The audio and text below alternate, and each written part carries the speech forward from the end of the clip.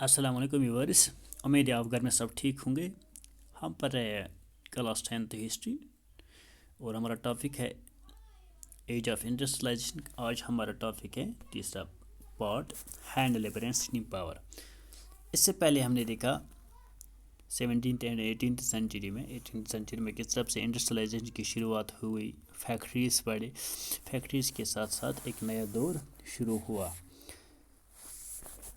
अब इसके बाद हम देखते हैं hand labour and steam power.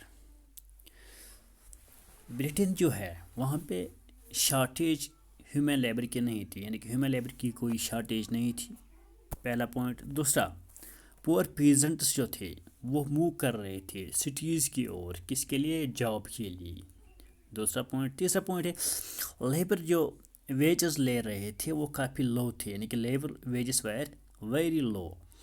And industries जो इंडस्ट्रियलिस्ट्स यानी कि ओनर ऑफ इंडस्ट्रियलिस्ट्स क्या थे? Does not want use machines, वो भी नहीं चाहते थे कि हम इस्तेमाल करें किन चीज़ों को, मशीन्स को इस्तेमाल करें। लेबर डिमांड जो थी वो सीजनल थी। मिसाल गैस वर्कर्स जो है वो सर्दियों में यानी कि दिसंबर में कोल्ड में उनकी डिमांड थी। बुक बाइंडर्स की डिमांड थी क्रिसमस के दिनों में, और चीफ वर्कर्स की डिमांड थी विंटर में। लिहाजा सीजनल लेबर की डिमांड सीजनस में थी, अलग अलग सीजन्स में थी। Labour work in any place, ये जो इंडस्ट्रियलिस्ट थे वो कहते थे कि लेबर किसी भी जगह काम कर सकता था, बट मशीन जो है यूज्ड ओनली प्रोड्यूसिंग गुड्स, इनको खाली गुड्स, उनसे हम खाली गुड्स बना सकते हैं। ब्रिटेन के जो अपर क्लास के लोग थे जिनको बोलते थे एरिस्टोक्रेट्स, वो प्रेफर कर रहे थे hand made goods, hand made products as other than machine products, because वो कहते थे ये जो हैंड मेड गुड्स है ये हमारे लिए है, बाकी जो इंडस्ट्रियल प्रोडक्ट्स है, मशीनरी गुड्स है, ये कॉलोनियल कंट्रीज़ के लिए है।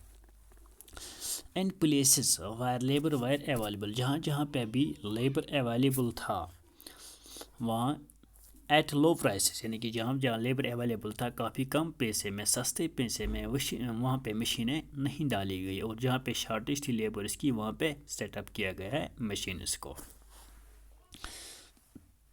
ये हम देखते हैं hand labour and steam power. दूसरा पॉइंट इसमें है लाइफ ऑफ वर्कर्स, यानी कि life of workers due to availability of labour क्योंकि काफ़ी तादाद में था, यानी कि सस्ते में मिल रहा था, दूसरी तरफ सीजनल भी इसकी वजह थी। अब इनकी जो कंडीशंस थी बहुत ही मिजरेबल थी, बहुत ही ख़राब थी, किनकी? वर्कर्स की।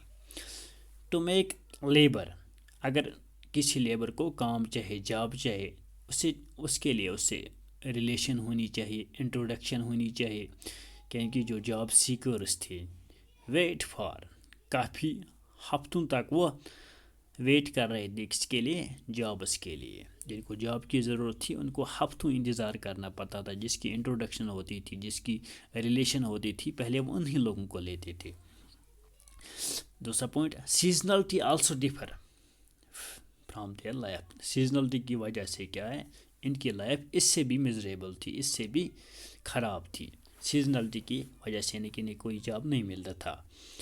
वर्कर जो थे इनको कुछ समय के लिए, कुछ पीरियड्स के लिए, यानी कि सीजनों के लिए हायर किया जाता था। मिसाल 10% population in Britain was poor, Britain में खाली 10% लोग जो थे वो पुअर थे, गरीब थे। एंड अनएम्प्लॉयमेंट क्या थी वहाँ पे?